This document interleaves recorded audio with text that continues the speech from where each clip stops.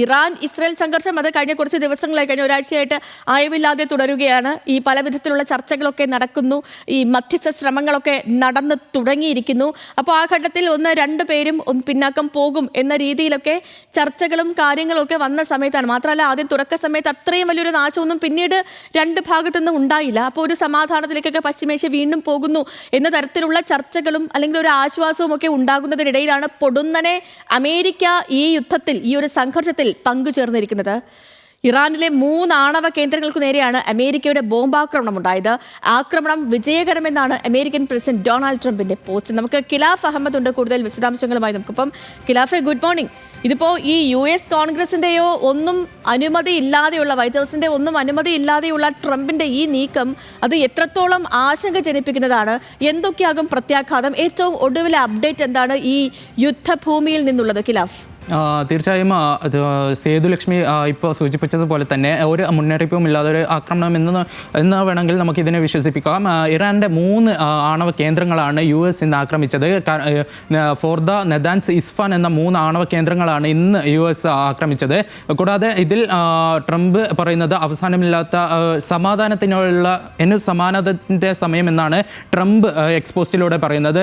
എക്സ്പോസ്റ്റിൽ social media പോസ്റ്റിലൂടെ തന്നെയാണ് Trump ഇറാനിൽ ആക്രമണം നടത്തിയെന്ന് സ്ഥിരീകരിച്ചത്. അതായത് 3 ഇറാനെ ആക്രമിച്ചു എന്നും, കൂടാതെ ഇതിൽ നമ്മൾ ഏറ്റവും ഉറ്റുനോക്കിയിരുന്നത് കഴിഞ്ഞ ദിവസം തന്നെ പസഫിക് സമുദ്രത്തിൽ തന്നെ B സ്റ്റെൽത്ത് ബോംബറുകൾ US വിന്യസിച്ചിരുന്നു. ഇതിൽ നിന്നാണ് ഇപ്പോൾ ആക്രമണം നടന്നതെന്നാണ് ഏറ്റവും ഒടുവിൽ ലഭിക്കുന്ന വിവരം. കൂടാതെ ഇതിൽ നമ്മൾ ഏറ്റവും കാണേണ്ട മറ്റൊരു കാര്യം എന്ന് പറയുന്നത് ഇതിൽ തിരിച്ചടിക്കും, അതായത് ഇറാനെ ആക്രമിച്ചാൽ തിരിച്ചടിക്കുമെന്ന് ഹൂതികളും നേരത്തെ പറഞ്ഞിട്ടുണ്ട്. ഉടൻ തന്നെ തിരിച്ചടിക്കുമെന്ന് പറഞ്ഞിട്ടുണ്ട്.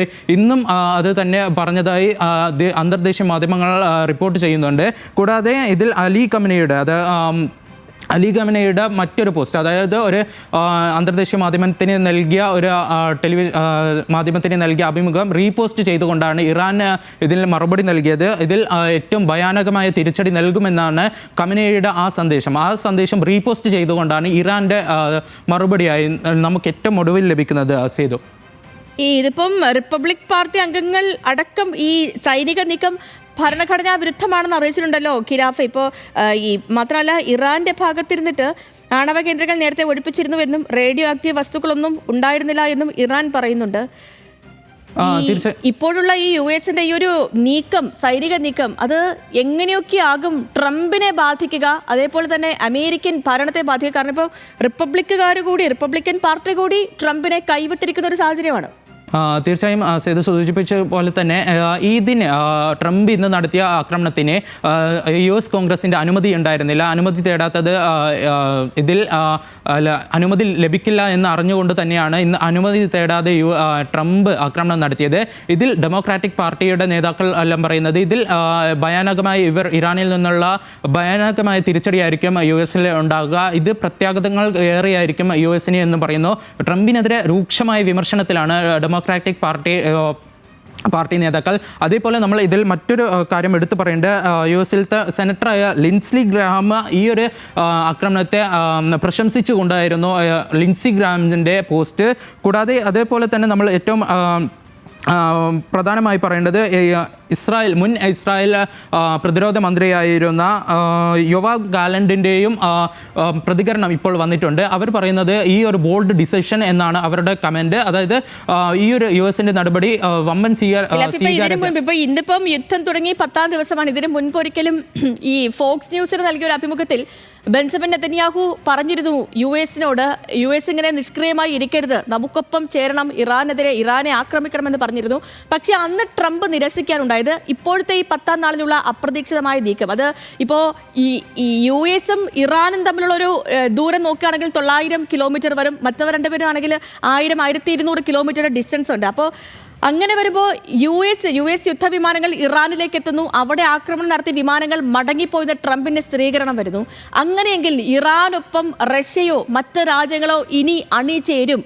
അപ്പോൾ അങ്ങനെയാണെങ്കിൽ ഇത് മറ്റൊരു വലിയൊരു യുദ്ധത്തിലേക്ക് കടക്കില്ലേ? അങ്ങനെ ഒരു ആശങ്ക പശ്ചിമേഷ്യയിൽ ആകമാനമുണ്ടോ?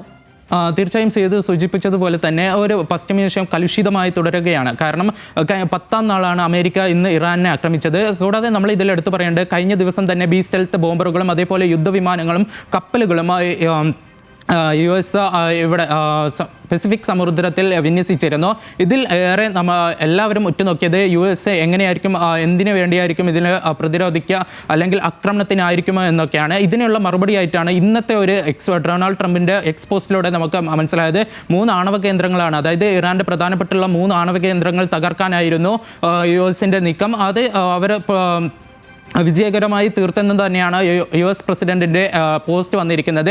ഇതിൽ കൂടാതെ നമ്മൾ ഏറ്റവും എടുത്തു പറയേണ്ട മറ്റൊരു കാര്യം എന്ന് പറയുന്നത്, ഇതിൽ ഹൂതികൾ, അതായത് ഇറാനെ ആക്രമിച്ചാൽ ഉടൻ തന്നെ ആക്രമിക്കുമെന്ന് ഹൂതികൾ പറഞ്ഞിരുന്നു. അതേപോലെ റഷ്യ ഉൾപ്പെടെയുള്ള രാജ്യങ്ങൾ ഒപ്പം ചേരുമോ എന്നതും നമ്മൾ നോക്കേണ്ടത് കാര്യമാണ്. കാരണം ഇതിൽ മറ്റൊരു കാര്യം എന്ന് പറയുന്നത്, നെതന്യാഹു നേരത്തെ US-നെ ഈ ഒരു ഇസ്രായേലിൻ്റെ ഒപ്പം നിൽക്കണമെന്ന് പറഞ്ഞപ്പോൾ US പ്രസിഡന്റ് ഡൊണാൾഡ് ട്രംപ് പറഞ്ഞത് US പൗരന്മാർക്കോ അല്ലെങ്കിൽ മറ്റും കേടുപാടുകൾ സംഭവിച്ചാൽ മാത്രമേ ഇതിൽ ഉൾപ്പെടുമെന്നാണ്. എന്നാൽ ഇതൊരു അപ്രതീക്ഷിതമായ നീക്കമായിട്ടാണ് ഇപ്പോൾ ലോകം കാണുന്നത്. കാരണം ഒരു US-ഉം കൂടി ഈ ഒരു സംഘർഷത്തിലേക്ക് വന്നതോടെ മറ്റ് രാജ്യങ്ങൾ കൂടി ഫോർദോ, നതാൻസ്, ഇസ്ഹാൻ കേന്ദ്രങ്ങളിലേക്കാണ്, ഇറാന്റെ ഈ കേന്ദ്രങ്ങളിലേക്കാണ് അമേരിക്കയുടെ ആക്രമണം ഉണ്ടായത്, അപ്രതീക്ഷിതമായ ആക്രമണം ഉണ്ടായത്.